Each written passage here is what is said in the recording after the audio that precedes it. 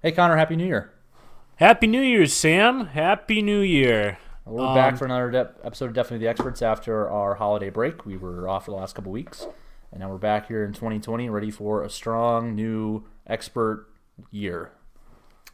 Yeah, it was a good break. It was a good break, but yeah, I'm ready to get back in the swing of things. It feels like it's been a long time since we recorded an episode, but I mean, it's only been like 2 weeks. Yeah, lots happened in the last couple weeks, though, with the end of the NFL regular season, a little college football playoff, some bowl games, all sorts of fun stuff. Yeah, a ton has happened in the wake of us being gone. College football playoffs, bowl games, coaches have been fired. Oh, I didn't even put that on the list. Oh, yeah, we didn't have that. Add that. Yeah, so a ton of events have happened. Oh, we both added it. Very good. Anyway, so I guess to start off with a little story, I'm going to talk about my New Year's Eve. My New Year's Eve was largely uneventful. I went over to a buddy who I was on the drum line with, Jerry, and I've done this for the last few years. I've gone over to his house because he hosts a little nice get-together. It's pretty low-key, and I appreciate that. Just because I think going to a bar on New Year's Eve, there's something just not very appealing about that. Have you ever done that, though? Have you ever done one of those, either just gone to a bar or done one of those, I know a lot of places will have the deal where you just pay whatever flat rate and then you just drink all night. I think we maybe tried to go to Echo Tap one year, a few years ago, but just didn't end up going there. I think it was just like a drunk thing. Yeah. I don't know. I think it was just the price of like getting in at like because we were already drunk and it was probably already a good ways into the night, and it was pay this egregious cover. So anyway, I guess I've never really tried doing it like all the way through, but I don't know. I kind of just like Tommy's. I did that one time and it was fine. We made a night of it, and it was cool because I was sitting there like, oh, I can drink whatever I want for free. Hell yeah! So let me try this drink that I've never had before. Ooh! Oh, this sucks. I'm gonna get something else. Doesn't matter. I can just put this on the table because it's free. Yep. Anyways, you were saying. Anyway, so we got a good ways into the night, and all of a sudden, at some point, I realized that a lot of people were like pretty drunk, including Tommy. So Tommy was pretty drunk, and he was wearing this like button-up shirt that was like just a bunch of pineapples, and it kind of was unbuttoned a little bit, and he was like, what had happened is they got drunk, and Eric got drunk, and they both have mustaches, or they had mustaches, and what they did was they went to the bathroom and they shaved half their mustache off so that they could form one super mustache.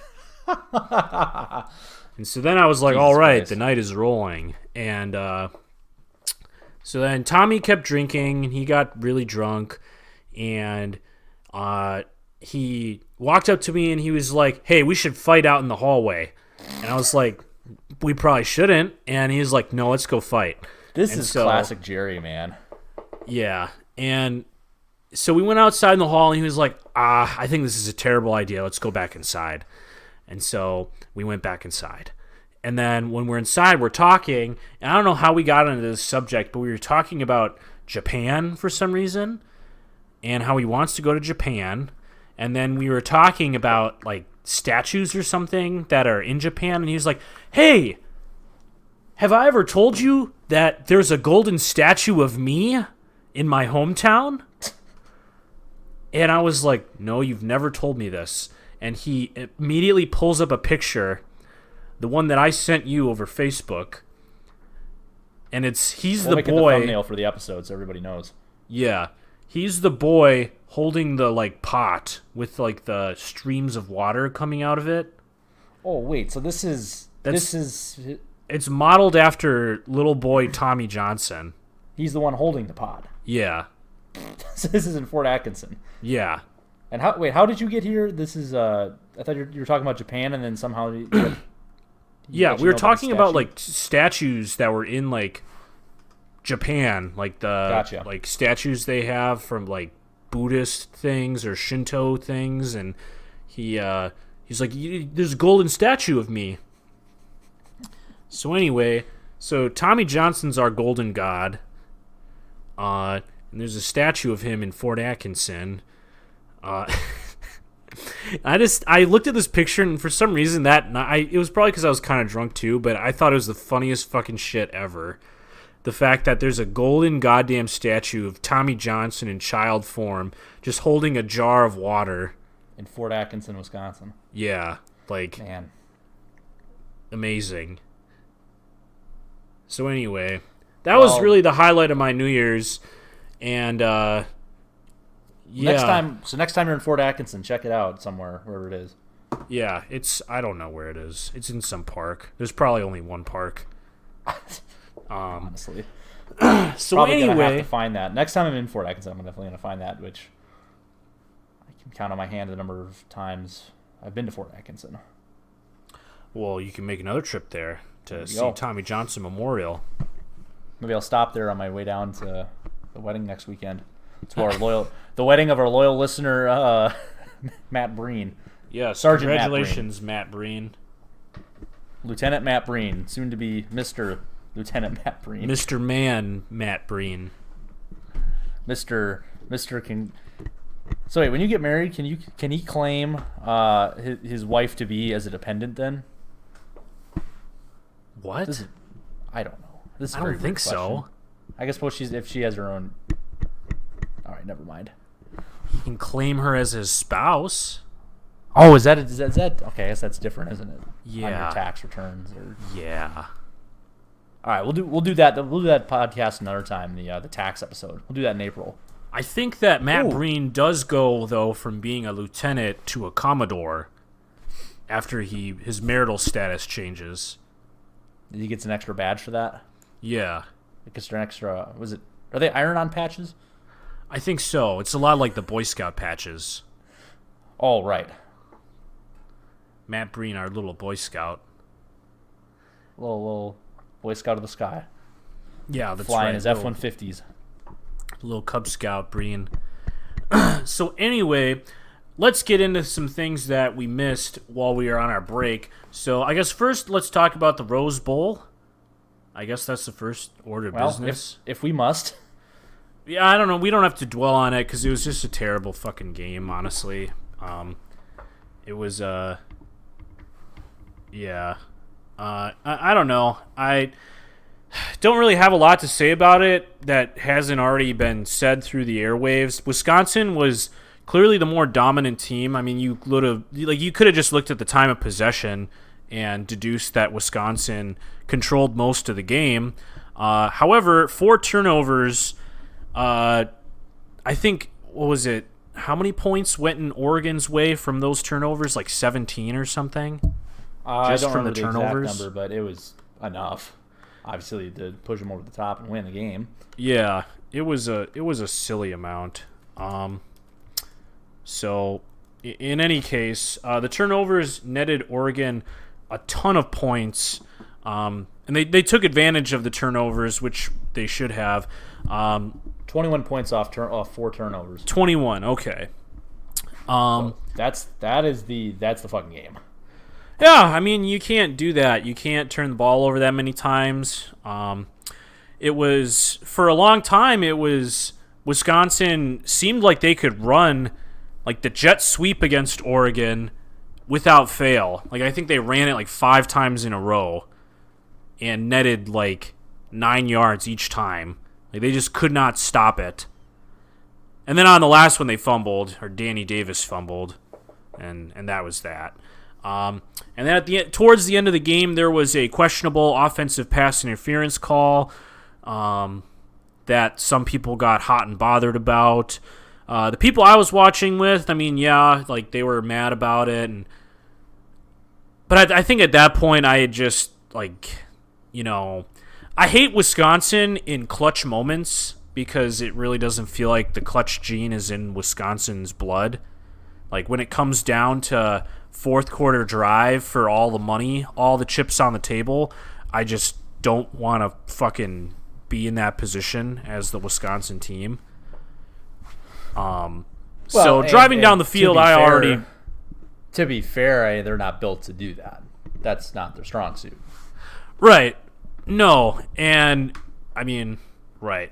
Like we kind of said, they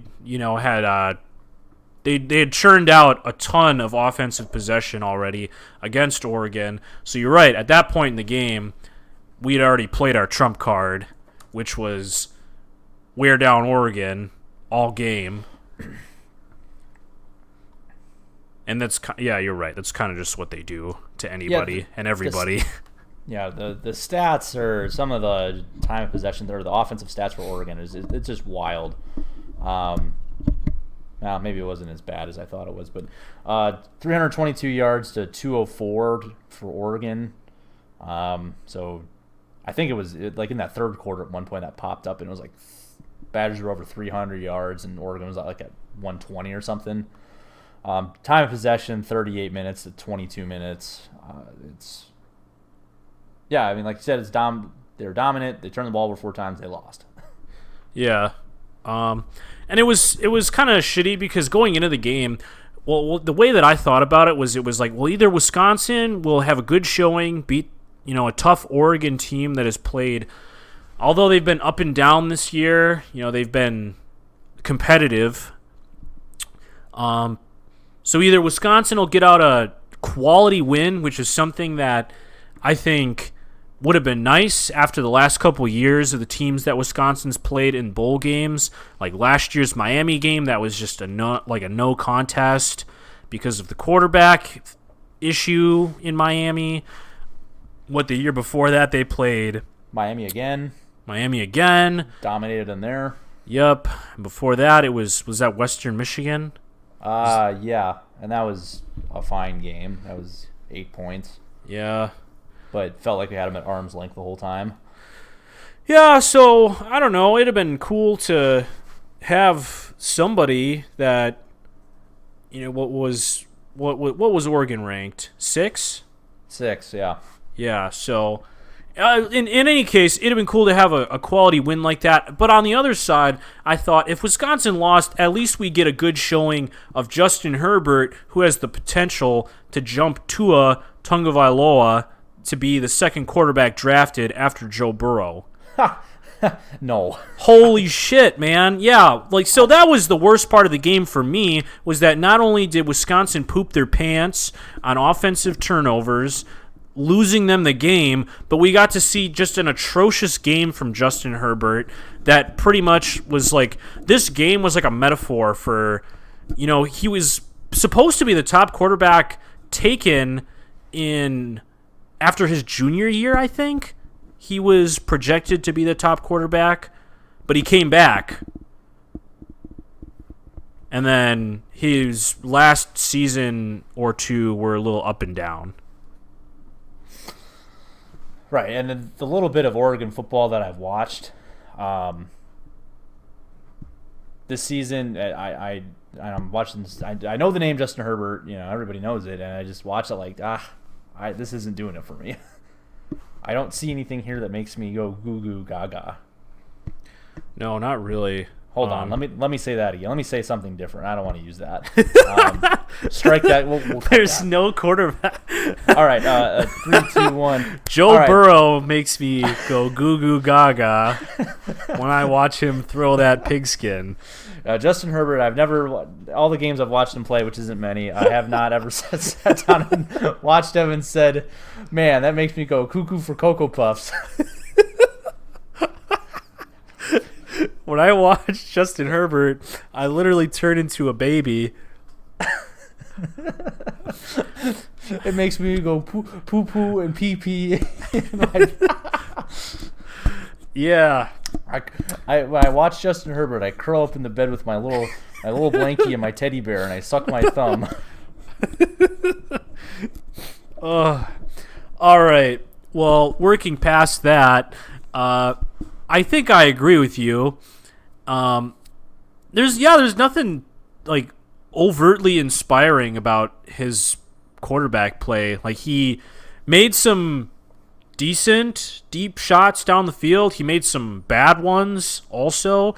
He is somewhat mobile for being like a 6'5" fucking quarterback. He's a big boy. But I don't think he's like about to tear the wheels off and, really, I don't know. They took advantage of it in that system, what they were running. But, I mean, I think as an NFL quarterback, I don't really see him as the quarterback that's, the coach is designing some quarterback runs for him. I don't know what his 40 time is, but he didn't look like super fast out there or anything. It might be because he's just fucking huge. So he doesn't look like he's running fast, but he actually is running fast. Kind of like Cam Newton, where he's just huge. And it doesn't really look like he's trying to run, but he's actually running really fast. But I don't think he's Cam Newton. So, in any case, it seemed like the most productive aspect of his play was his ability to take off and run in this game against Wisconsin. And then he's just kind of big, so when people try to tackle him, it was kind of hard sometimes. He scored 3 fucking touchdowns on quarterback, runs. There was one at the end of the game, towards the end of the game, where he just broke off a big one on Wisconsin because, like you say, was it Wild Goose? He was just playing way out of the formation, off the edge or something. Yeah, they showed the all-22 replay of that, and it was I don't know what he was doing. He was lined up because they were on the left hash. They were running the zone read to the right, so Justin Herbert keeps it. So on the Wild Goose is over there on the wide side of the field, and lined up on a receiver.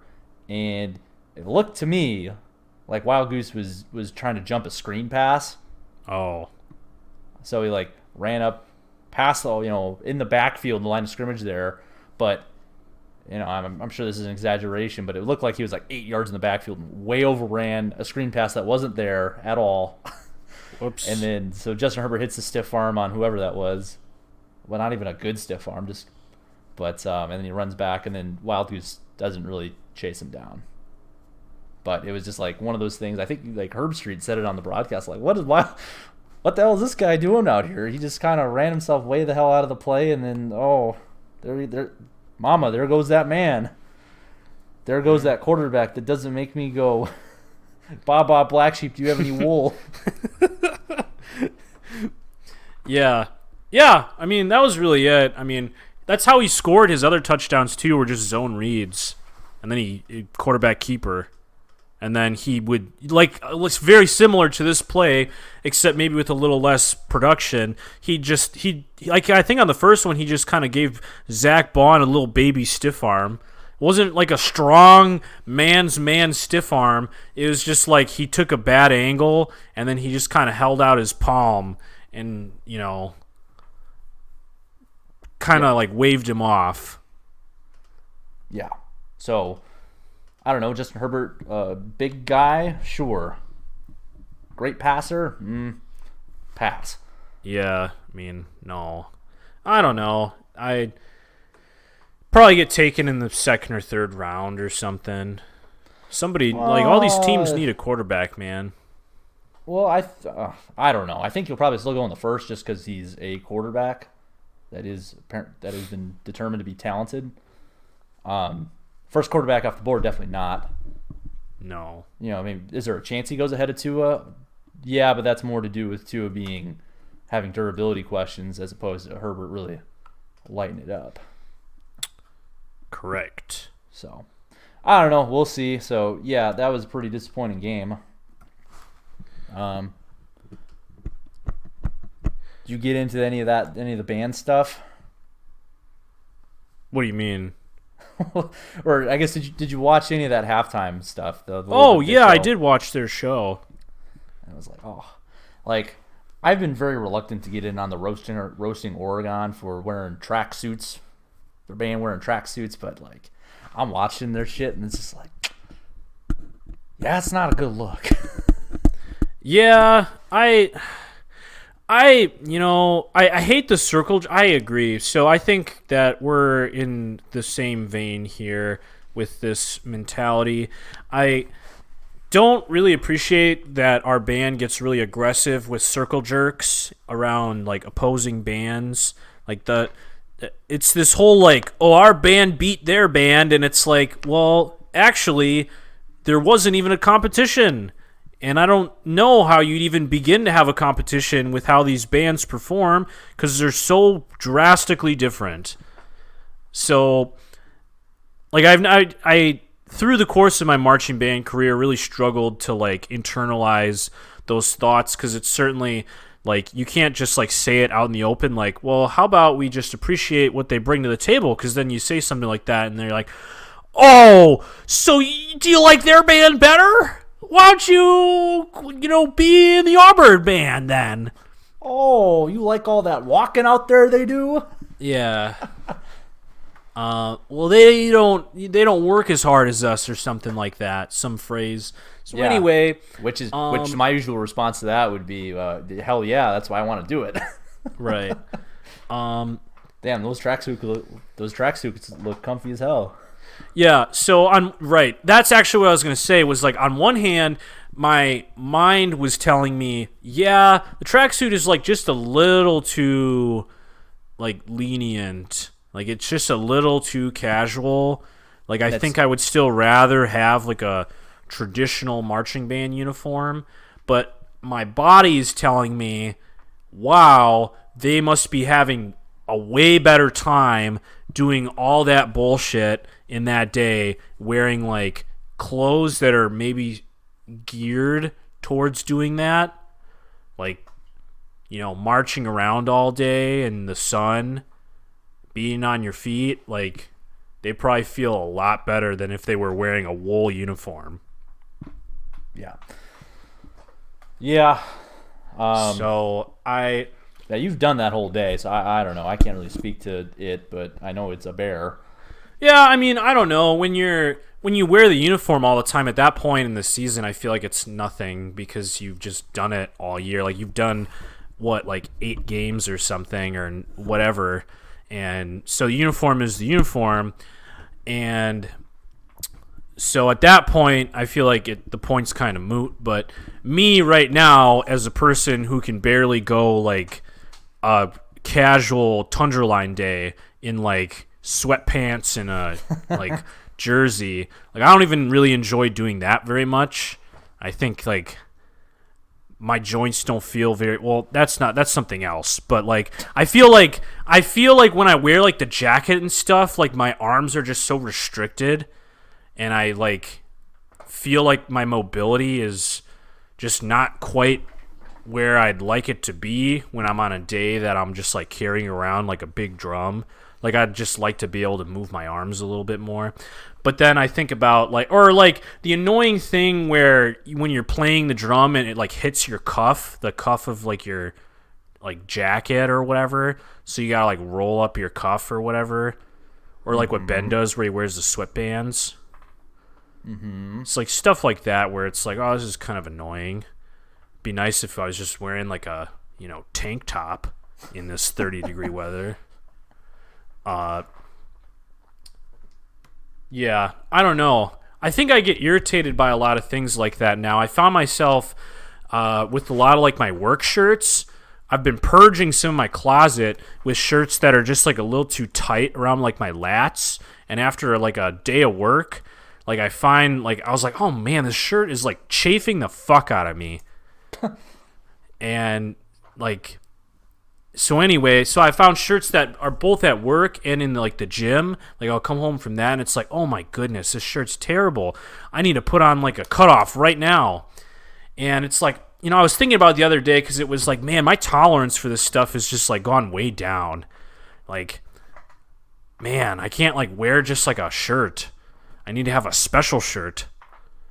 Special shirt that has no sleeves. So anyway. College.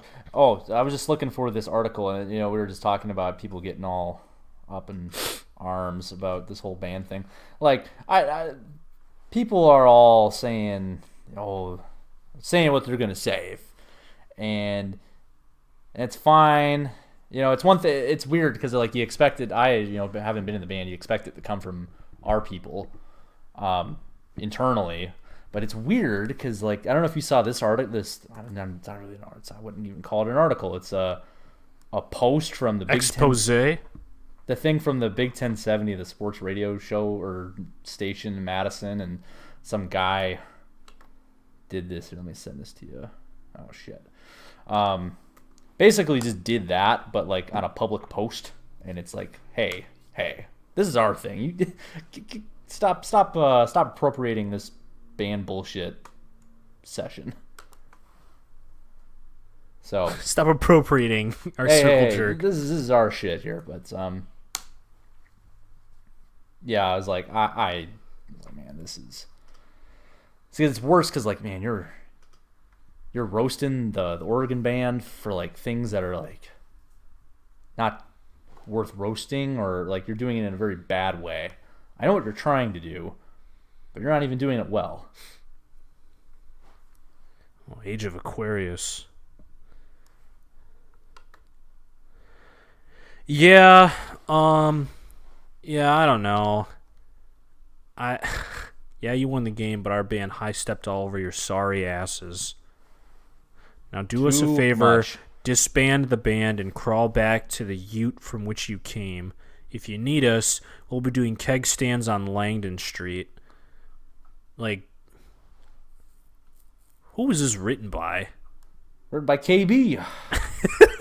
Was it one of these old dudes in this fucking cover picture? Must be the guy on the right in the black t-shirt. KB. Oh. Very good. Very cool, KB. This, like, I read this and was dying laughing because I'm like, what the hell is this? He's so mad. I don't know. Look at Bucky bringing some serious John Philip Sousa shit to the party. What a weird compliment that is. Now that's a statement. Hats with plumes, drum lines. What?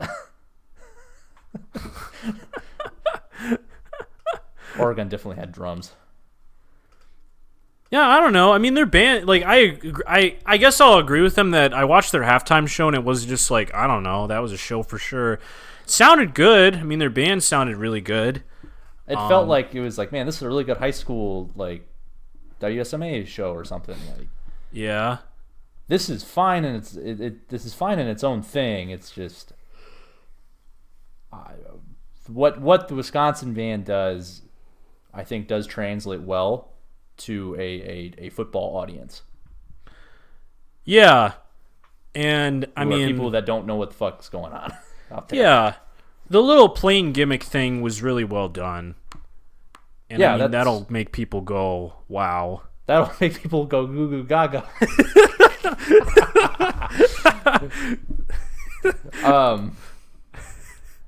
Yeah, like I don't know when they did that show earlier this year, if there were some comparisons to like Ohio State. Yeah, I was like, yeah, it's very much a thing that Ohio State's band would do. I'm sure they have done something very similar. It's fucking cool. You make a shape and then it does something. Yeah. Nothing wrong with it. Nope. It's pretty cool. I liked it. Yeah. I mean, that's what band's all about.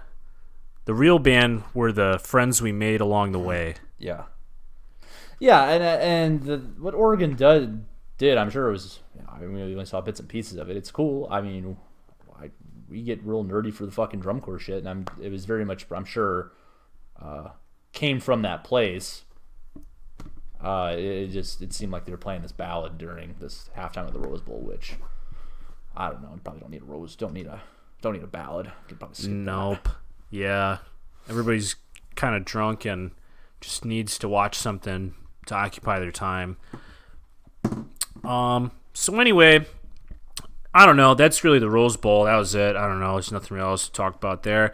So I guess we can talk about the rest of the college football playoff picture, because while we were gone, the semifinal games also happened. So suppose we can talk about the LSU Oklahoma game first, because that one is a little bit easier to go over. It was pretty decided after pretty much the first quarter. that LSU was going to win this game. Joe Burrow threw like 7 touchdowns in the first half. So at that point, I mean, you kind of have to think that your fate is sealed. So there's that. I don't know. It was pretty decided. I, to be honest, stopped watching part of the way through the game because I watched the first half and it was like, well, that's that. It wasn't really anything out of nowhere. It was watching Joe Burrow in the Alabama game. I mean, you knew that he had the capability to just absolutely, go gunslinger mode on a team. And it really seemed like Oklahoma's Big 12 high school, D2, defense core there was, ripe for the picking. So, I don't know. Oklahoma tried. They also have a pretty high-octane offense, but LSU's just a little bit better or a lot better. So, there wasn't really keeping up with 7 touchdowns in the first half at any point in that game. No, I mean, that game, watching that, I've watched a little bit of LSU this year. That game was amazing just to watch. It'd be tough for a team to do that against an FCS school, let alone do that in the college football playoffs. Oklahoma doesn't have a great defense, sure, but still 7 touchdowns in the first half, 7 touchdowns against a D1 program, let alone a good D1 program. Defense notwithstanding, but it was a fun game to watch. Just to see him wreck, just see good offense be played at that level. So that's pretty fun. The only thing, watching that a little bit and watching Joe Burrow, one of the things he, as a playmaker, that he does is he does hold on to the ball for a long time. And there's one really cool play where he just held on to it forever and then just kind of lobbed it up the sideline, and then this dude, caught it. It's cool. But that's like one of those things where I'm looking at that like, oh, I feel like I'm a draft scout because tendency, or pros, he's an accurate passer, whatever, decent arm strength. Con holds the ball too long. I can already see those takes coming out. Yeah.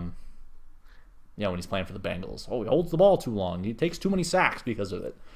Because inevitably it won't work out quite as well, in the NFL as it does now. Well, I'm excited to see Joe Burrow, what he can do, as long as the Bengals can, God help him, they should just be looking at free agents for that offensive line at this point. But they have weapons for him.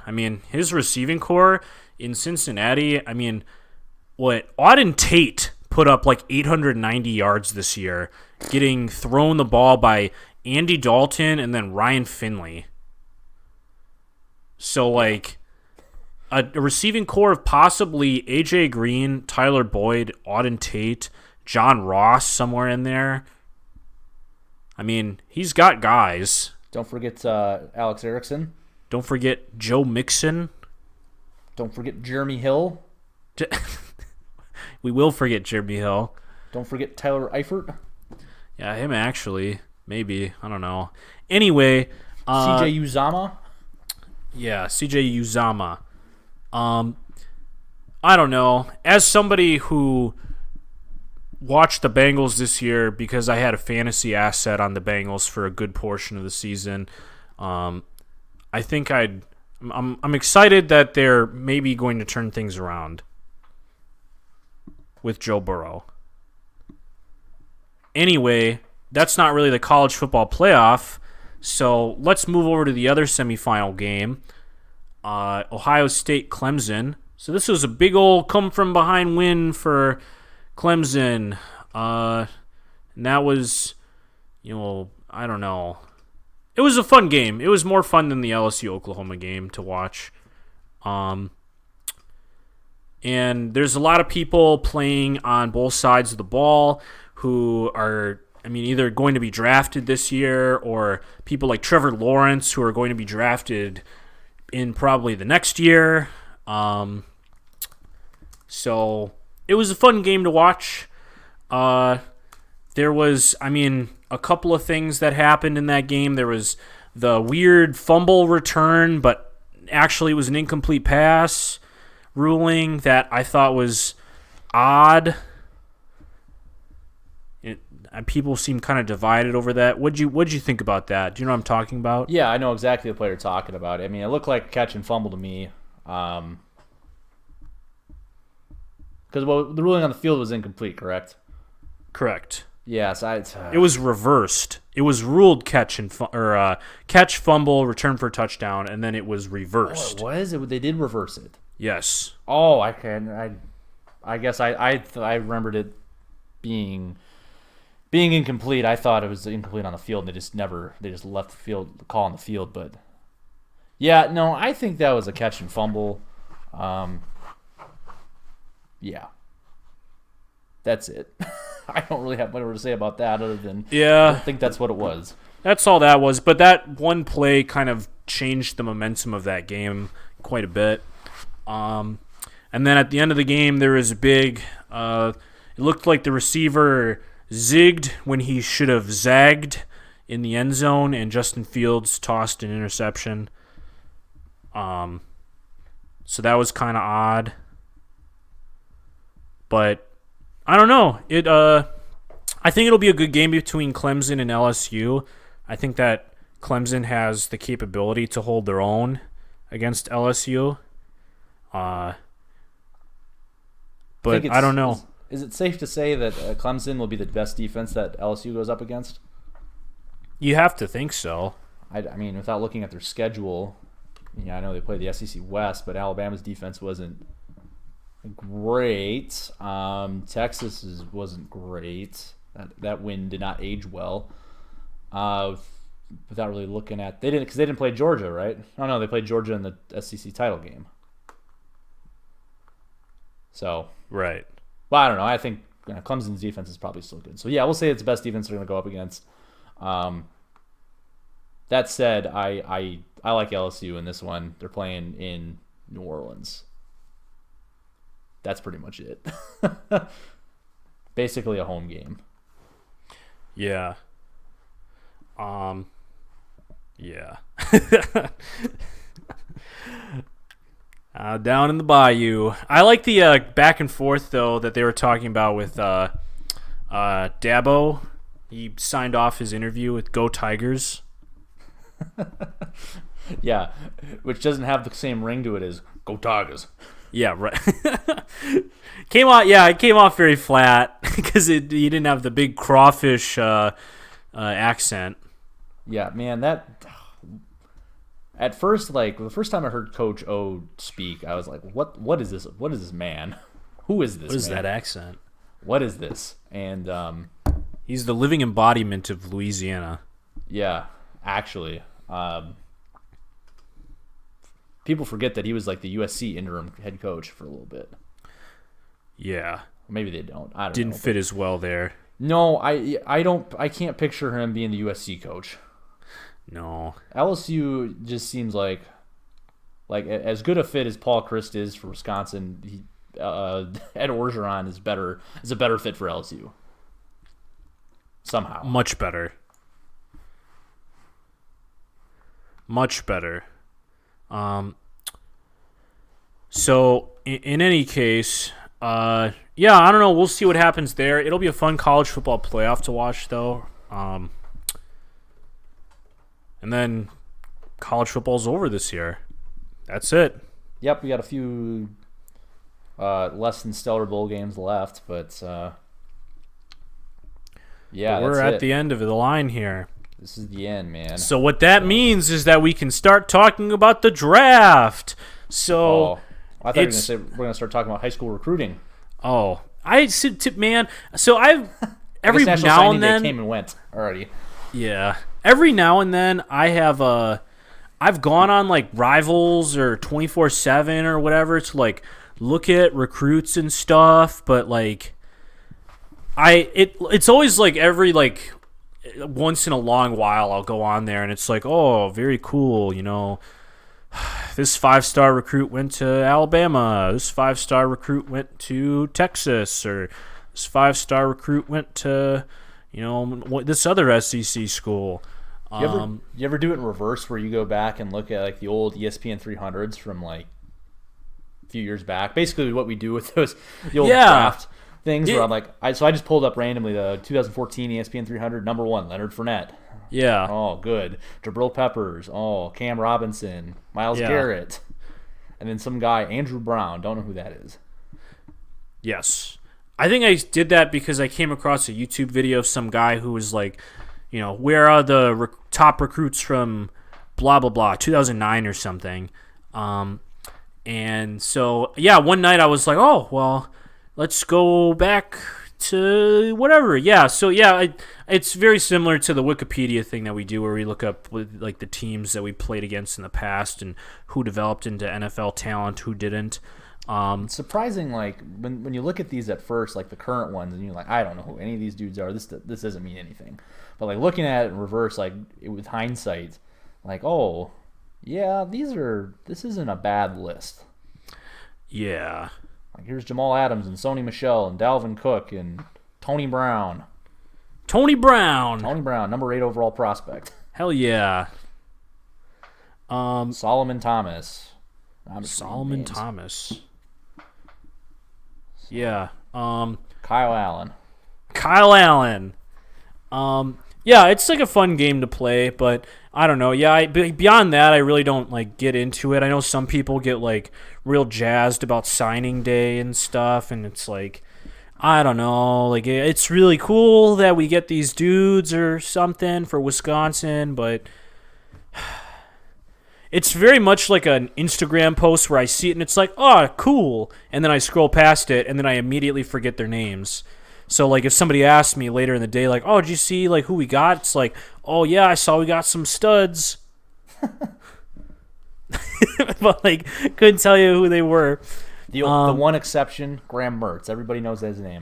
Yeah, everybody knows that because it's quarterback position, so, of course. But... And he was like the best like All-American quarterback to ever play in that All-American game ever in the history of the game. So everybody and their mom was talking about him for some reason. So anyway, so speaking of the draft, well, first of all, Chase Young declared for the draft despite that weird TMZ thing that popped up that was like he's going to go back to Ohio State, which made no sense at any point. Like, of that story developing, like, there would be no reason for him to go back because he's already projected to be like a top 3 pick. So you can't really raise your draft stock. Right, so yeah, tough to go what higher are you than doing? Yeah, so I don't know, like, why?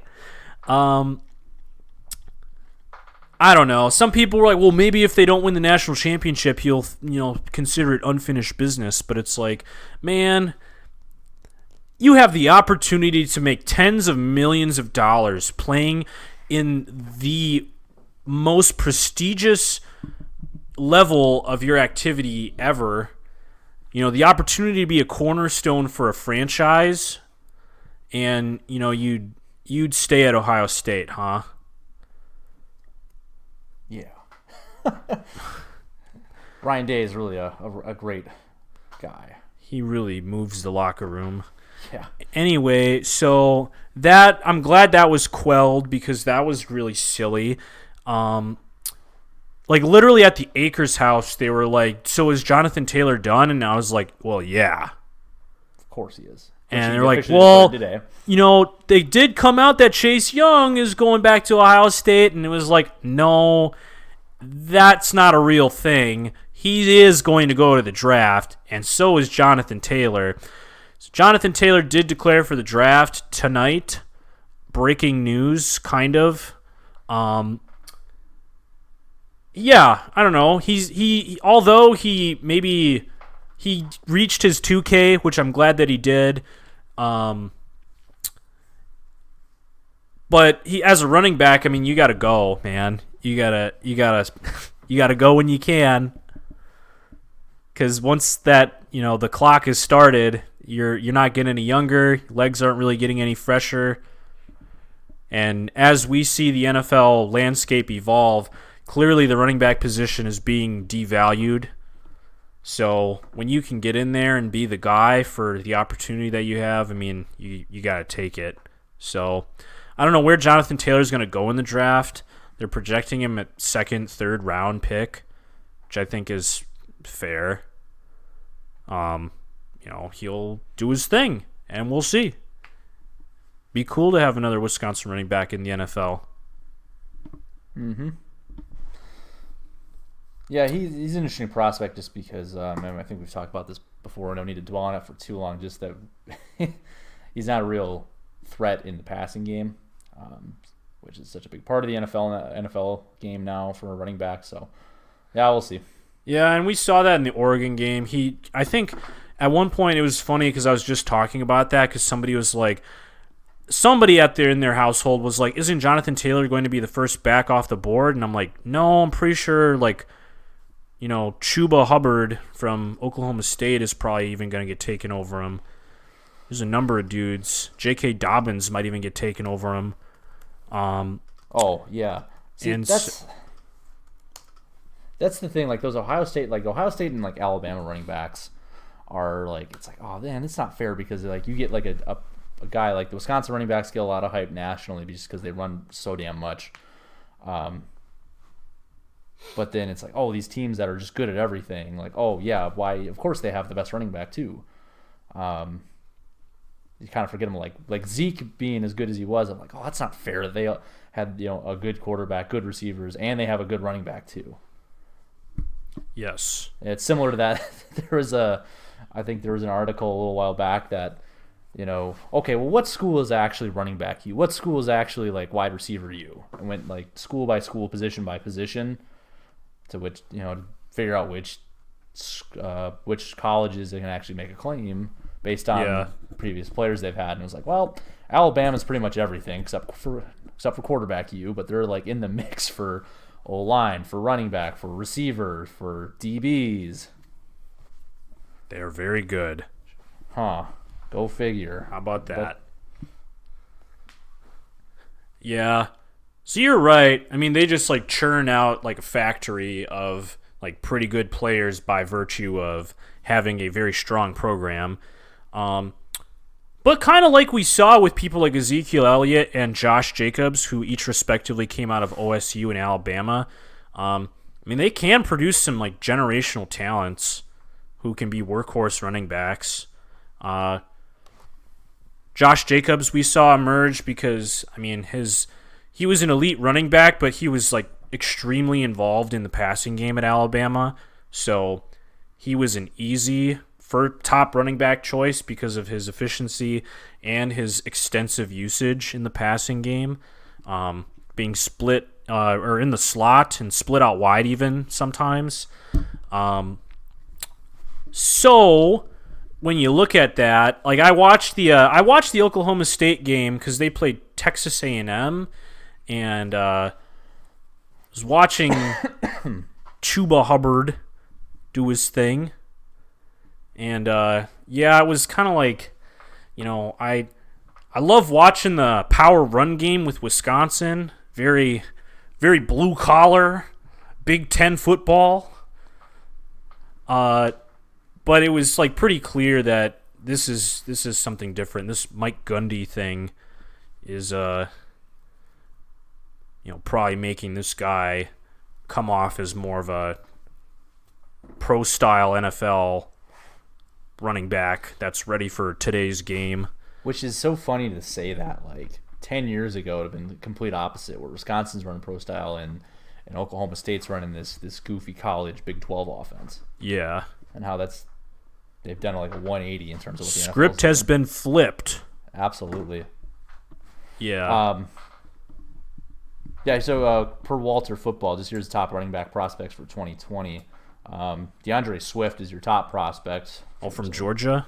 Yeah, then Chuba Hubbard 2, Jonathan Taylor 3rd, slightly ahead of J.K. Dobbins and Travis Etienne from Clemson. Okay. So, I think it's agreed that Jonathan Taylor's not going to be the first back off the board, second or third round pick. Yeah, day 2, early day 3 pick. Yeah, and that's even, I mean, it's not a surprise, really. I still think that second-round pick would be, I mean, excellent. And I still think that he deserves something like that because it's clear that, I mean, given the right situation, I think that he can elevate an offense. Like, I think that he, in his running style, would be good for a team maybe, I'm trying to think here. I wanted to say the Eagles because it really seems like their running back by committee situation. I mean, they've got Jordan Howard there, but I don't know. He didn't really inspire anything, and he was injured a lot. And beyond him, it really seems like the rest of those guys in that whole thing are all of a different sort of, in a different vein, different kind of running back. More the, like, Swifty kind of, like Aaron Jones-esque running back, not like I'm going to run this inside zone and wear down your defensive linemen through the game kind of thing. I don't know if the Eagles want that. I don't know if they're in the market for that because they already have 18 running backs, but I think it'd be cool to see him pair with somebody, that's already... What if he went to the Chargers and replaced Melvin Gordon? Wow.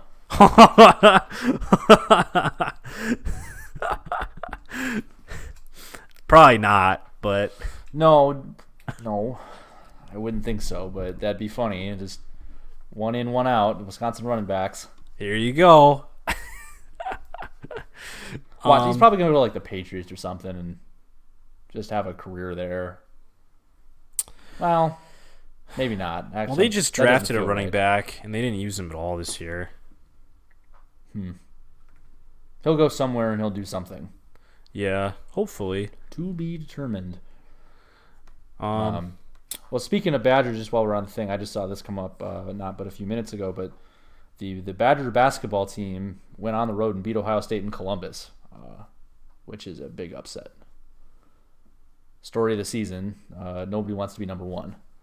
Hell Ohio yeah. Ohio State was number 5. Wisconsin was like 500.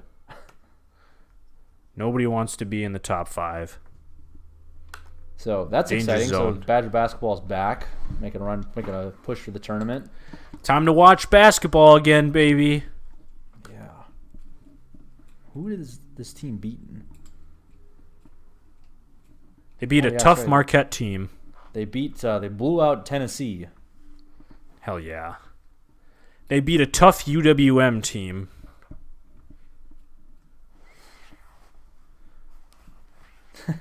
They took EIU to the woodshed. EIU, who is that? Eastern Illinois? Yeah, Eastern Illinois. Yeah. The fighting Tony Romos. Man. Well, anyway, I don't know. I don't really have anything to say about Badger basketball because I really haven't watched a lot of it. I've watched too much of it. I've watched like a game and a half. Oof. Which was bad. But I guess they're good now, so whatever. What we got next year? Well, what's next up here? DraftKings, Madden. Tell me about Madden 20. You just got back into you're in the Madden game now. Yeah, I'm in the Madden game now. Well, because what happened was I went in on Xbox Game Pass, which is something that it's like a subscription-based service where you can access all these games just from you can download them from the cloud as long as you have this subscription.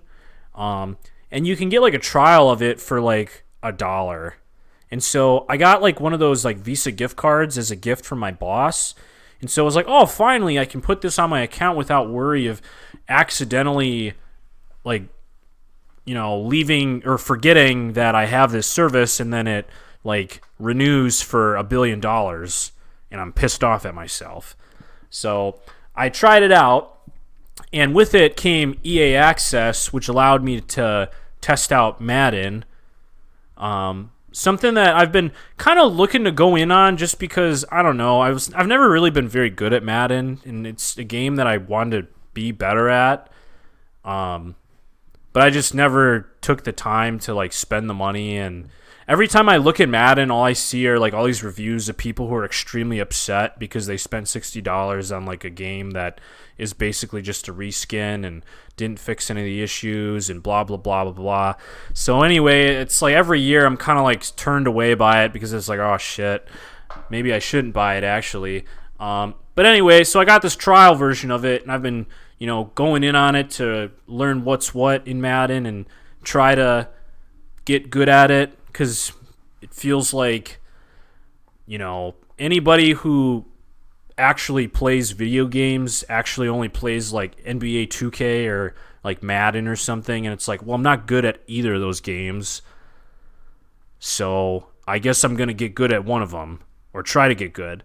So anyway, I've been playing quite a bit of it. Not really quite a bit of it. I think I've only played like a few hours of it, but that's nothing. You're talking to a guy who's logged like, I gotta check. I think a couple thousand games on Madden 08. Yeah, so a silly amount of games. Dated, but like it's yeah. Anyway, I've been putting in some work though, and like really trying to learn the game better, and I can feel myself like I think at one point I played a game on All Pro, and I felt pretty confident, and I won. Like, I knew what I was doing, the defenses I was calling, I was usering well. So you were just playing just against CPU? Yeah. Just a regular one-off game? Yeah. I did the skills trainer for a while and did a lot of practice, and then I played in the game.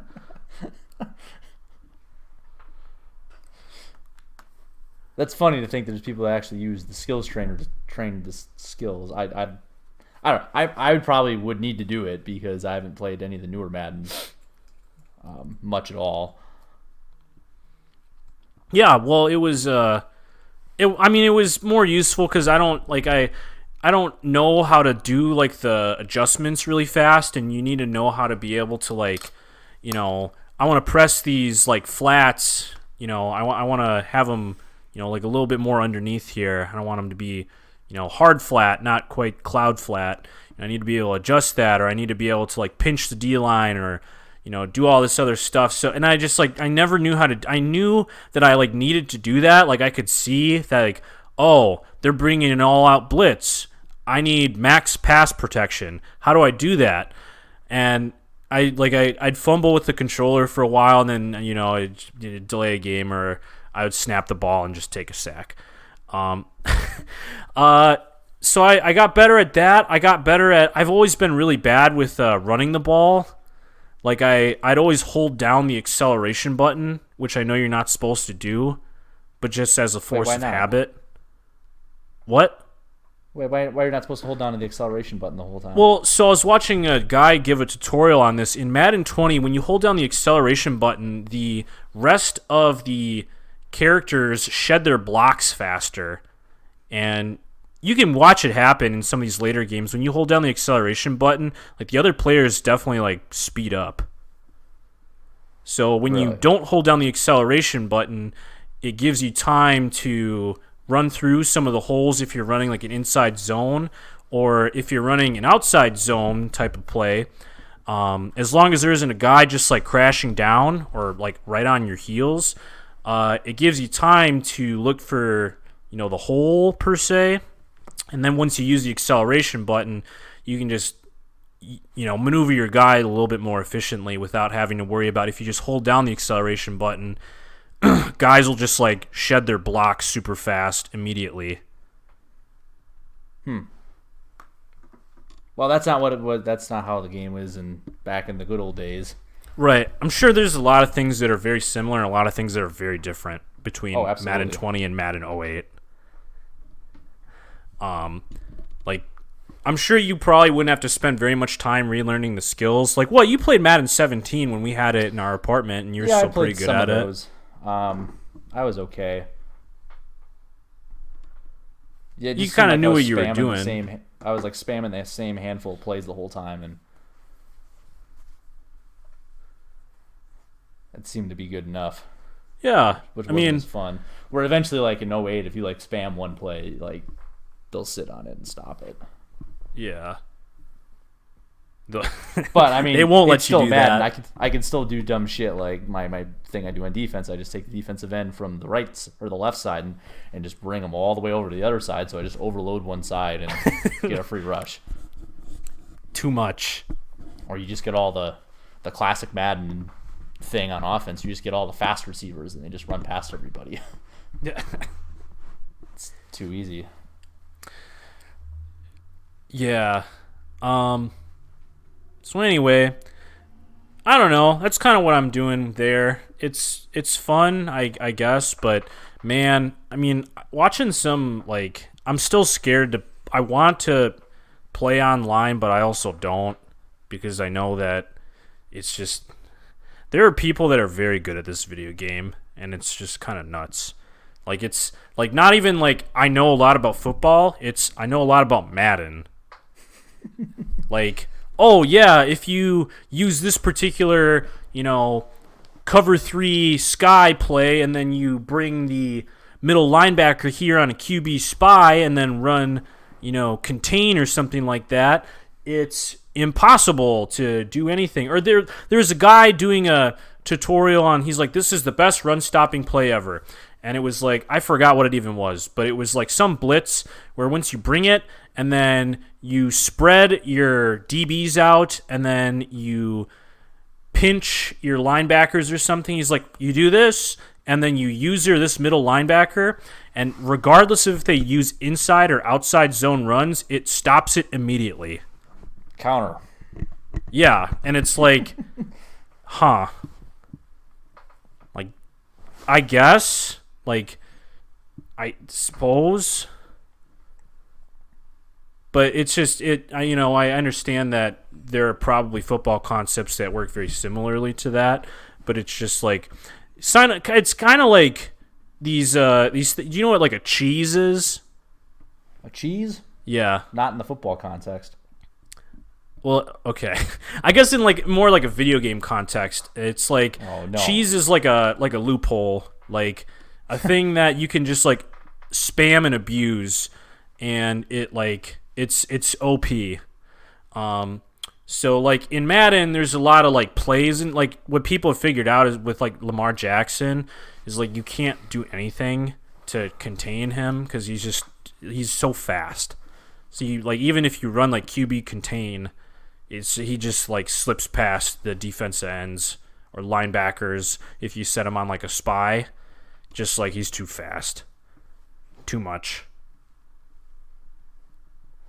So it's kind of like a cheese where like you still have to like kind of know what you're doing, but like you can run some plays that are like, okay, well, there isn't really anything I can do to stop this because Lamar Jackson has like 95 speed and my linebacker has like not 95 speed, so that's that. Anyway, so I don't know. I like learning about the game, but I'm kind of scared to play online. Yeah, that playing online the little bit I did on 17 was fun. It was frustrating at times, but overall it's kind of a crapshoot. It is kind of fun to the draft thing was fun. Yeah, the drafting thing was fun, and then trying to develop a game plan that like, okay, I'm gonna use these plays. I'm gonna try and do this. I'm gonna do this dumb shit that nobody would ever do in real life, but. Yeah. What stupid thing can I do? And then I'm gonna message some really mean things to this kid. I talk some shit over Xbox Live, which you can't do anymore over Xbox Live. By the way, what? They shut that down? Did I tell you about this? I got banned. You got banned? What did you do? I was playing something. Maybe it was Apex. Maybe it was Dead by Daylight. And I just like messaged some kid, and I was like, "Get good, you fucking loser." And and then the next day, I got a message from Microsoft that said, "You've been banned from communications for 48 hours." Okay. And so I couldn't send messages, obviously, but I couldn't even like join a party with my buddies, and like my mic was disabled. Oh man. Yeah, so it was like, oh, this is a real bummer. Like this You can't is play music over your mic for everyone to listen to. my actions have consequences. Oh man, that sucks. I know, so you can't just be like super toxic anymore over Xbox Live. Damn it. Yeah, I know. So that era is gone. You can't do that. Well, actually, like do something about it. I know. So that's what I do now. Is whenever anybody sends me a message about anything, is I report them, regardless if it's malicious or not. GG. Oh, reported. That could mean anything. Yeah. Some sort of weird SS lingo acronym thing. Mm-hmm. Yeah, so Damn. yeah, that's that. That's Madden, baby. I don't know. It might be something that I fizzle out on, but I really hope it isn't because I think it's getting fun to play now that I kind of know what I'm doing a little bit at least. So we'll see. What's next here? What is next? Coaches fired, maybe? Sure. They finally got around to firing Jason Garrett, huh? They sure did. Oh, hang on 1 second. You talk about this for a second. So, yeah, they Cowboys, if you haven't heard in the news, they had a series of meetings. I don't know how many, but it was multiple meetings with Jerry Jones and probably the rest of the ownership team, and the executive team, and Jason Garrett, trying to figure out, I assume, what they're going to do with Jason Garrett, which is incredibly awkward. So they had a meeting about a meeting, really unproductive, just like corporate America. So a very corporate thing to do, have all those meetings. So eventually they came up with a decision. They're going to move on from Jason Garrett, no longer a part of the team. Quite frankly, long time overdue. Not just in the context of the season and this week taking that long to get rid of him, but going back a few years here now. So that's an interesting job. We still have the Dak's contract situation this offseason that I'll likely need to get hashed out, but that coaching, between them and Sam. Browns, yeah. Can you really expound on this? The guy that's dropping off my groceries doesn't know how to open the door, so I need to go open the door for him. Well, yeah, and like I was saying, we're doing a little compare and contrast between the open jobs here. I think between Cleveland and Dallas, those are probably the two most attractive open head coaching positions. Cleveland, for basically the same reasons as last year, they have a lot of talented skill position. A quarterback in place that seems to be a long-term solution in Baker Mayfield. Similar in Dallas, where you have again a very skilled offense, skilled defense too, for that matter, with Dak Prescott, Ezekiel Elliott, Amari Cooper. So to be able to hire a coach and have him come in and be impactful right away and get them back, those teams in playoff contention, isn't necessarily outside of the realm of possibility.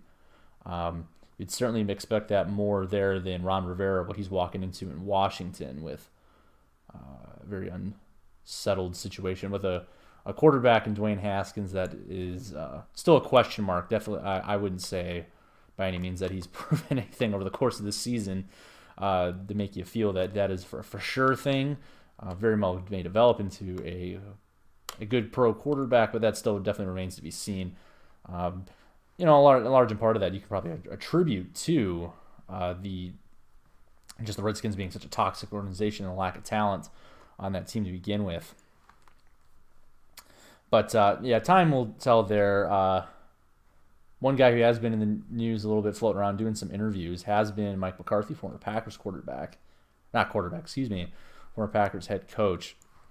Interviewing in Cleveland, I believe with the Giants as well.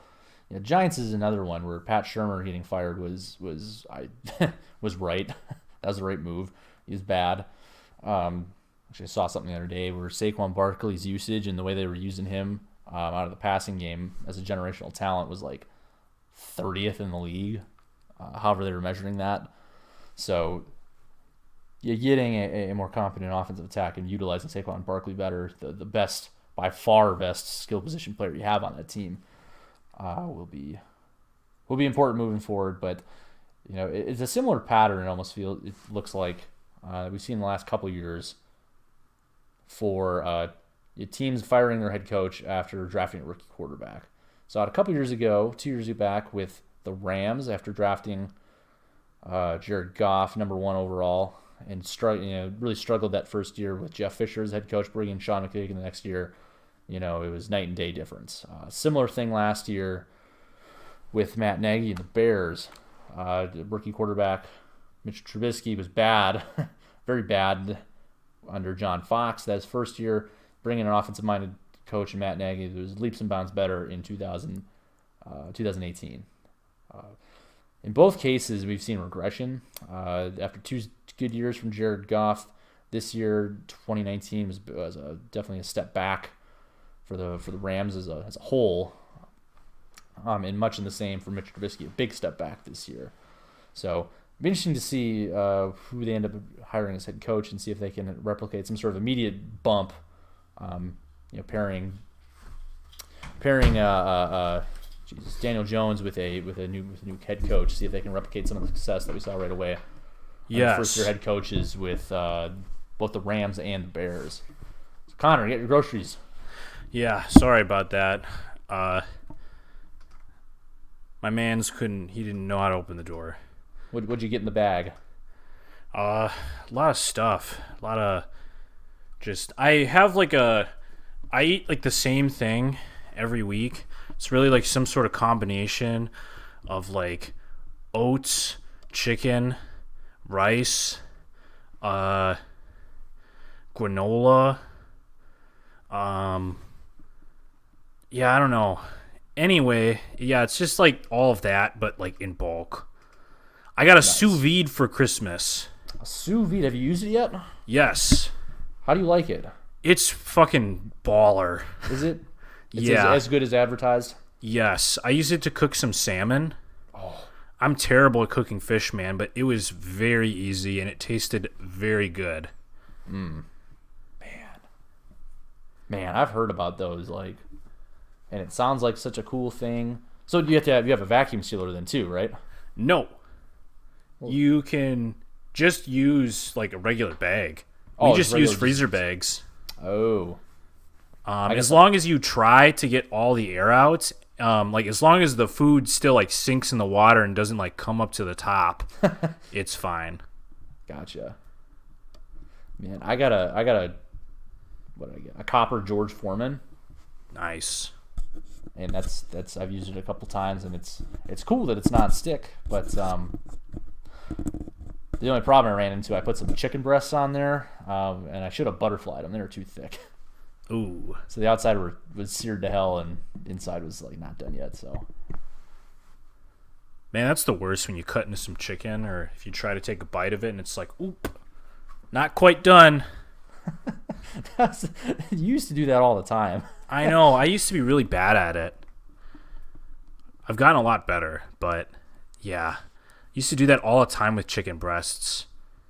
Oh, shit. I'm surprised, so knock on wood, I've never gotten, ill from doing that, thankfully. But every time it happens, I'm like, God damn it, this is going to be the time that I get, salmonella or some shit from eating raw chicken. Anyway, so coaches. Well, we covered Dallas and Cleveland a little bit with, as I was saying, those are probably the two most attractive jobs if you're a picky candidate. Yes. It is kind of just an interesting year. Just usually there's 7 to 8 vacancies, and there's only a handful this year. It's very limited in coach firings with Atlanta, with Dan Quinn not getting fired, which is kind of a surprise. Adam Gase, not a complete surprise, but I would have fired his ass. Yeah. Anthony Lynn probably wouldn't have been a shock to see him go either. Matt Patricia was on the hot seat a little bit. So there are plenty of candidates to fire coaches. Just a bunch of those just didn't happen. Yes. Yeah, I agree. The carousel could have been many more teams involved, but it wasn't. Did Doug Marrone get fired? Or Nope. did he keep his job? He kept his job somehow. Don't know how, man, because he was a guy that I wouldn't have kept him as a coach. Yeah, I don't know. Yeah. So anyway, which ones did you talk about? Did you talk about all of them? Not all of them because I couldn't remember all of them. But Giants touched on them a little bit. Did not talk about the Jaguars, obviously. Redskins. Redskins. Oh yeah, Ron Rivera getting hired there. And Jack Del Rio as his defensive coordinator. Yeah, that's a power. That's right. That's a power dynamic there. I think in a good way. A quality defensive coordinator to go with your defensive-minded head coach. Yes. I think I think they're leaning towards keeping the current offensive coordinator, which I don't know. Sure. You gonna try that again with Dwayne Haskins? Okay. Whatever that was. We're going to run the ball with Adrian Peterson. We're gonna run it, and we're gonna do it again. We're gonna play defense. So, I don't know. Good luck. Some of the interesting candidates mentioned Mike McCarthy's been out for interviews a little bit. And then Josh McDaniels' names has come up. That's not surprising. Greg Roman, offensive coordinator for the Ravens. That's another popular one. My favorite guy from that I don't know. I shouldn't say that. I wish the Packers would have gotten because Matt LaFleur's worked out pretty well so far. Eric Bieniemy is one of my favorite candidates. Chiefs OC. I think his name's been thrown out there for some of these jobs, so we'll see. Yeah. So I mean, yeah, Washington, Giants, Carolina, Dallas, Cleveland. I think that's it, really. I mean, Cleveland is a tough one because they also fired John Dorsey, which was they sort of hinted that they may be doing that earlier. Before they fired Freddie Kitchens. I don't really think that was the best move. I know that people have said that John Dorsey has a polarizing personality and his management style can rub people the wrong way, but I mean, I don't know. Who do you replace him with? I just don't think that was the best move for when you're trying to find the head coach as well. I mean, maybe their idea is to go full tabula rasa and just clean slate the whole thing, but I don't really think that's what you wanted to do with the pieces that you have there. I think you just needed a guy to change the culture a little bit. Yeah, and be a little more competent in game management and take advantage of, I don't know, being a little smarter about football in 2020 or in 2019. Yeah. Not say things like we don't do stats for anything. Right. We don't draw. What was the other quote? We don't draw up football plays. We don't draw up plays. Yeah, it was we don't draw up plays to beat their defense. We just play football. Oh. Or we don't draw up, something like that. Offense or defense. Yeah, and it was like, man. Why not? Do less. Yeah, say less, because if those are real thoughts that you're having, how'd you get here? This is the ultimate case of what the hell? How'd this guy end up as the head coach? So yeah, I don't know. That was not surprising to see Freddie Kitchens go, but we'll see who they replace him with. I mean, yeah, people have been using Mike McCarthy's name there a lot. Maybe. I feel like now that Dorsey's gone, that's a little less likely because they had a connection there. The Dallas job is one that seems like it's going to be locked up by a college coach. Yeah, what if they fired Dorsey, but then watch, the Browns are going to come back and promote Elliott Wolf. Oh, it's just another Green Bay guy. there we go. And then the connection's back on. So I don't know.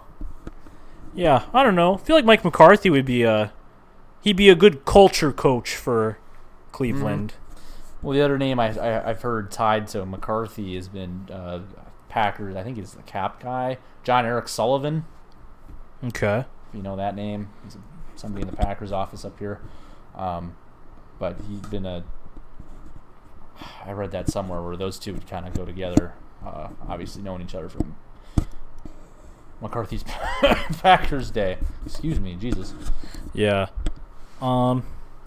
Yeah, so I don't know. Matt Rule from Baylor has been discussed a lot with the Giants job.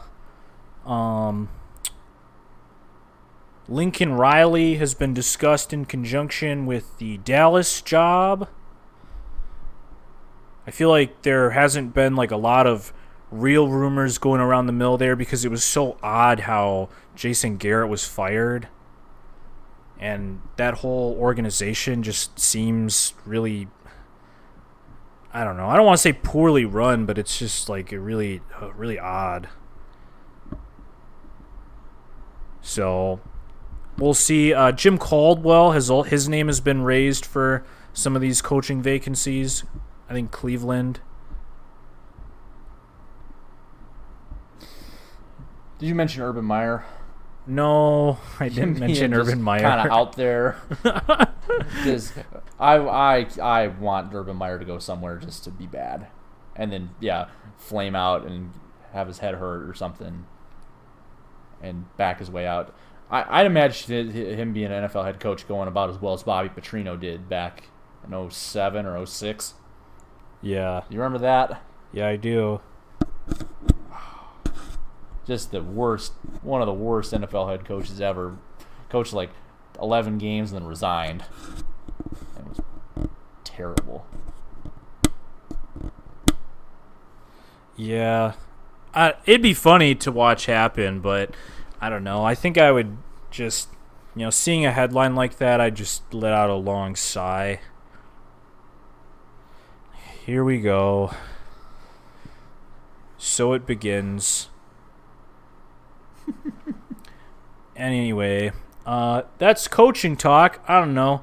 Nothing to seriously discuss because it's all rumors right now. But, yeah, that's that. You want to talk about Kingsley Keke? Oh, not really, but go on. Yeah, so this is more in conjunction with the Rose Bowl, I suppose, but so I was talking to, and I'll withhold her name, I suppose. Per sources. Yeah, per sources. She was getting some DMs from Packers player Kingsley Keke through Snapchat, and he he led off with asking her how old she was, and she said 17. So she right now, I should say this, right now she's 18. But at the time of this thing happening, she was 17. So problematic. Yeah.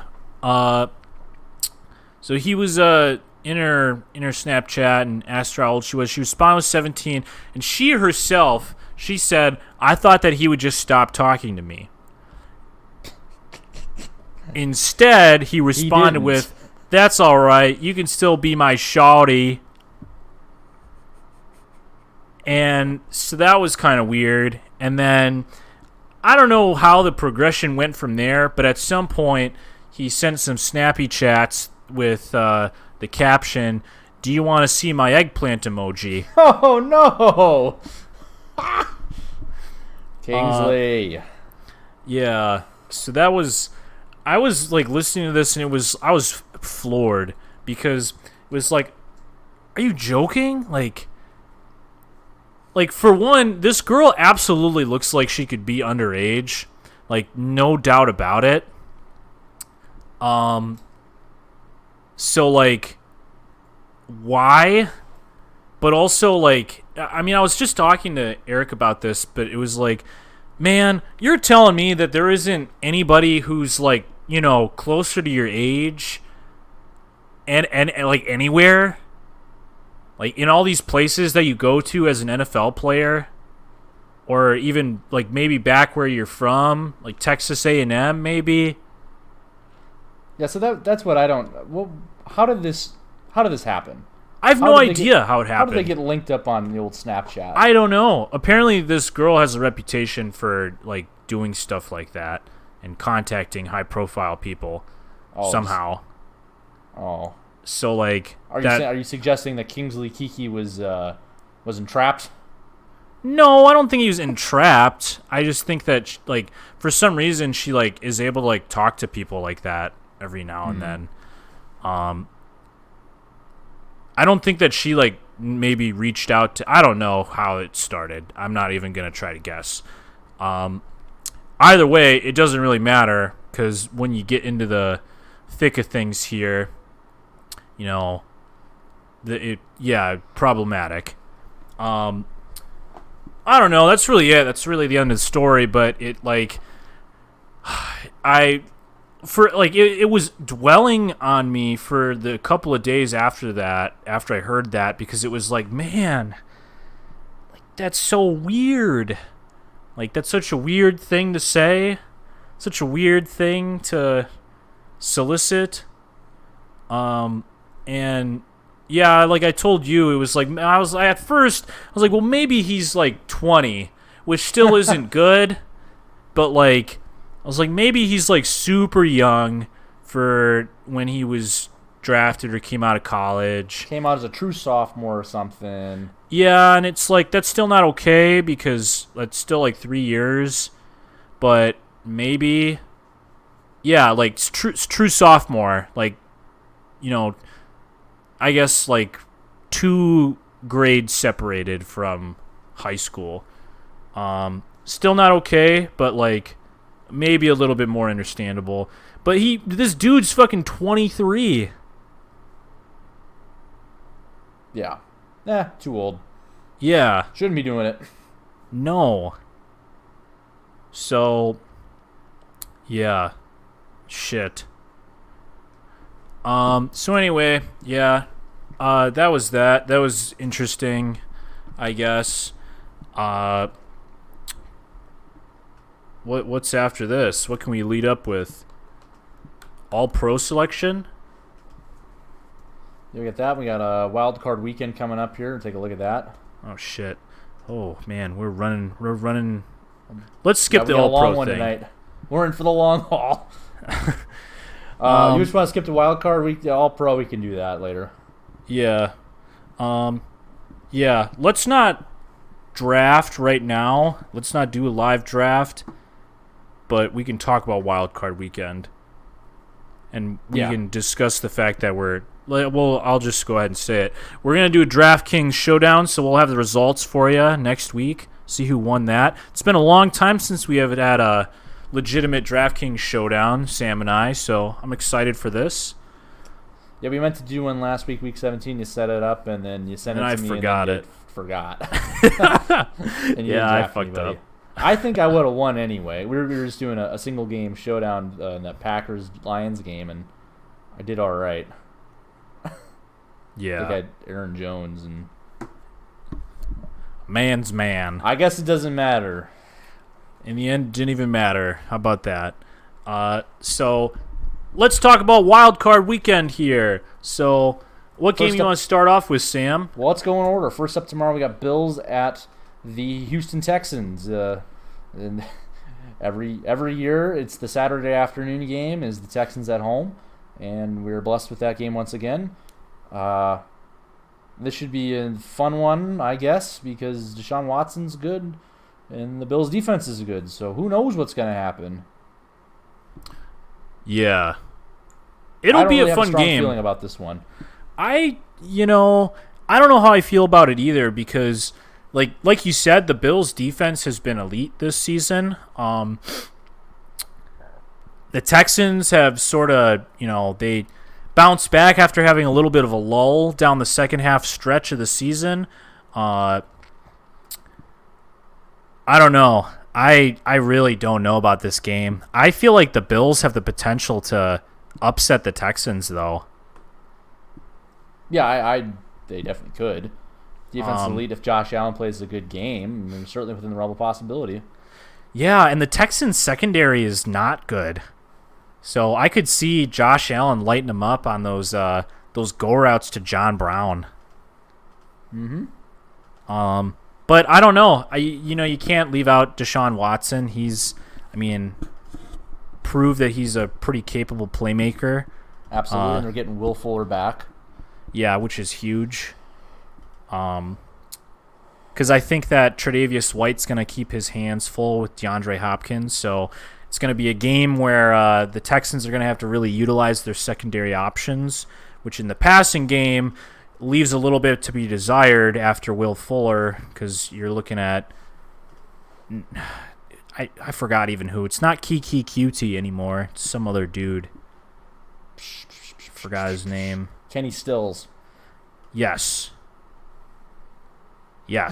Kenny Stills, I think. I don't think he's injured. I've been really off the ball with fantasy injury news now that our season ended. I think Kenny Stills. So it'll come down to that, I think. And then if the Bills can take advantage of the weaknesses in the Texans' secondary and their defense as a whole, it's a J.J. Watt's coming back, so that is very important to note. Yeah, that's right. That's the big news. Yeah, bringing him back after injury. So I think that the defense might look a little bit different than what we've seen from the Texans of late, having J.J. Watt come back into the fold. So we'll see. There's a lot of things that could happen. I think that the Bills have the ability to upset the Texans, but I'm going to go with the Texans. Well, possible. I'm going to go Bills. Fine. Great. All right. We shall see. There you have it. Next game that evening, Titans at New England. Have you seen the big news with the weather? Oh, what? Is it going to be raining? There's a winter storm rolling in that has it's very high probability that it'll be a snowstorm. That's okay. I can't wait for that. Which you know what that means? That should favor the Titans, right? With Derrick Henry. Oh yeah, big Derrick Henry game incoming. Mm-hmm. Well, but counterpoint: Tom Brady won the Tuck Rule game, which was also a snow globe game. Yeah, very true. Man, I don't know. After watching the Patriots get gashed by the Dolphins, the Titans have been firing on all cylinders down the stretch here. Yeah, Titans, man, they were impressive running the ball last week I know the Texans weren't really playing anybody in that game, but the way Derrick Henry ran for over 200 yards. Part of that was trying to get him the rushing title, but still. 200 yards is 200 yards. Yes.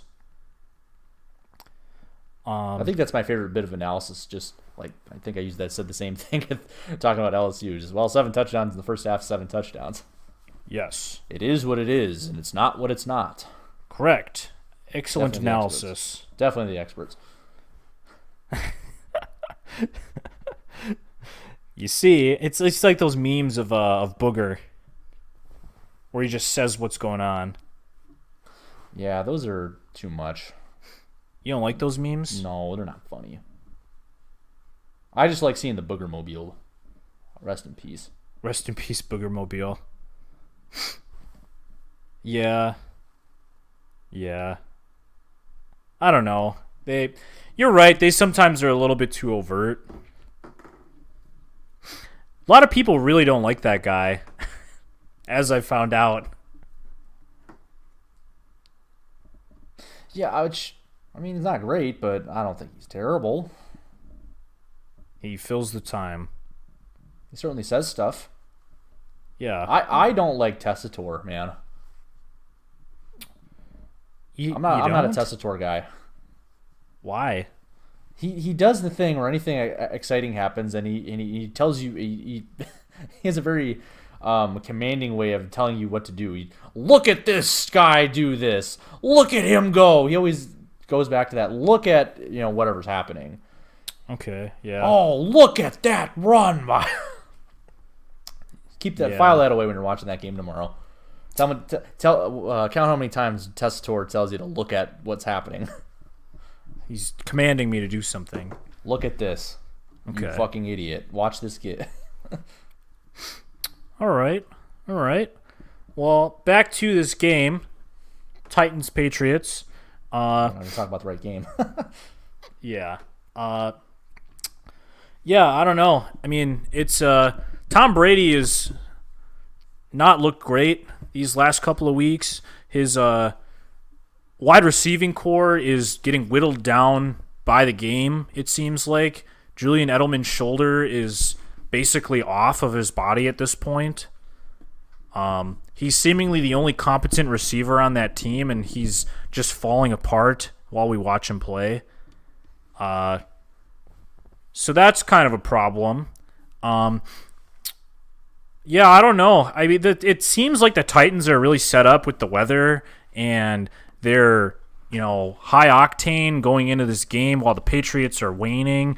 But it all feels like a big setup for a big, I don't know. Maybe I'm just drawing this because I know part of my take talked about this, but they're like, this has the makings of a Tom Brady game where he goes out and shows the world that when the Patriots are looked at as underdogs, they'll prove the haters wrong. Yeah, there's nothing worse than than picking against the Patriots and then you just looking like an idiot because why would you pick against the Patriots? Yeah. The Patriots just show up and remind you, hey, we're still here. Yeah. So I don't know. That's definitely going to happen. That said, I like the Titans. Yeah, I'm gonna say I like the Titans too, but I know that that's gonna happen. Like I know that the Patriots are gonna find some way to embarrass the Titans, and they'll advance to the next round, and that'll be that. Just fuck around and win a Super Bowl again.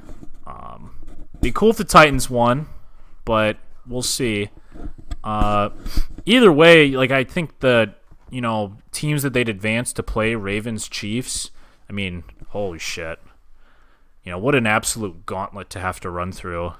Yeah, either way, that's a lose-lose situation. Either to go to Arrowhead or go play Baltimore on the road. Yeah. Like, oh, boy. Yep. So, I don't know. On the other side, the NFC here, we've got the Vikings going to traveling to New Orleans. Yeah, Vikings have no shot.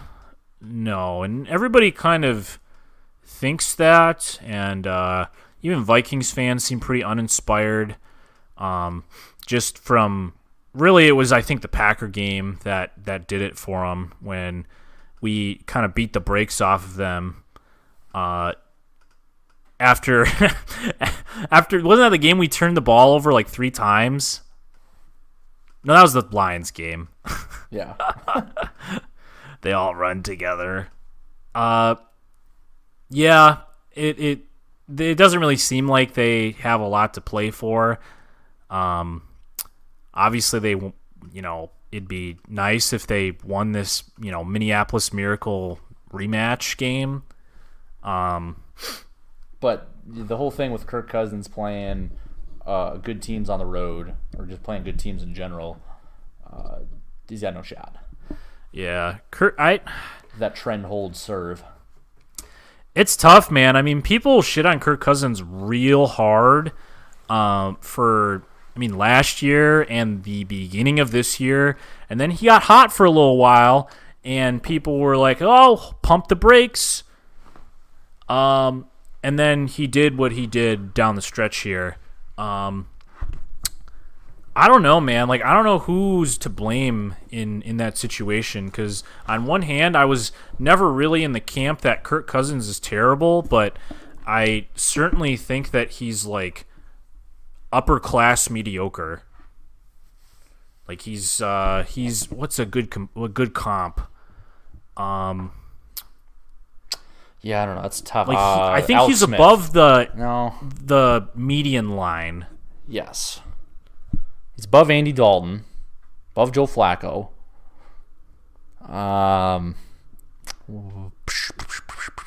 Like I'm trying to think. Rex Grossman? No. Oh, you're taking player comps from all of history. Yes. I Well, mean, hold on. Let's be smart about this.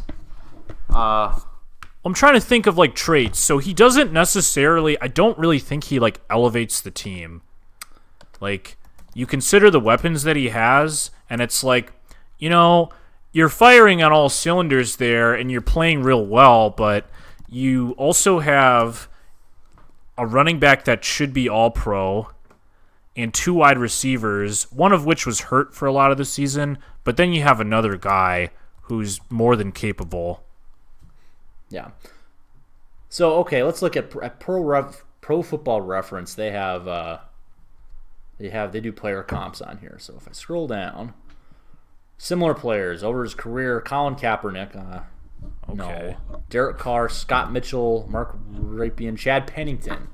I like that one, Chad Pennington. Chad Pennington. That is a good comp. Okay. Yeah. Yeah, and the other ones are Jameis Winston, Blake Bortles, David Carr, Stan Humphries. I don't know who that is. I kind of like for if you would go with like a quarterback that's within the league still. I like the Derek Carr comp. I feel like Derek Carr doesn't really elevate his team, but he plays above the competency. Like he plays above mediocre football for sure. But I mean, is he going to be the guy to, circle the wagons in the fourth quarter? No. Probably not. Yeah, I just stumbled on Pro Football Reference. I mean, I know it's existed for a long time, but some of the stuff on here is actually since I spent 2 minutes and looked at it, there's some cool stuff on here.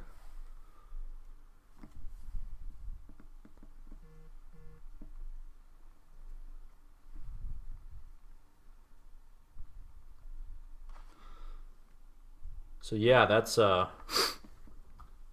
Kirk Cousins, baby.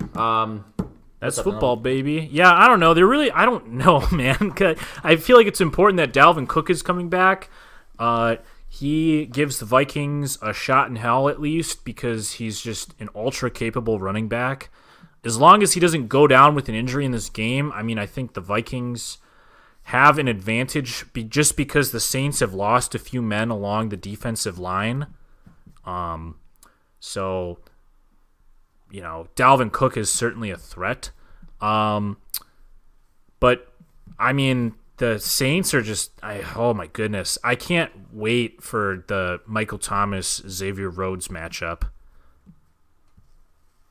Goodness gracious. That is going to be ass-eating season there. Man. If I were a Saints fan, I'd be going goo goo gaga about that matchup. I think we got to parlay this into some merch. Get some goo goo gaga merch. This is my Goo Goo Gaga shirt. I'm thinking bucket hat that just says goo goo gaga. Just a little mysterious. Teespring.com / definitely experts.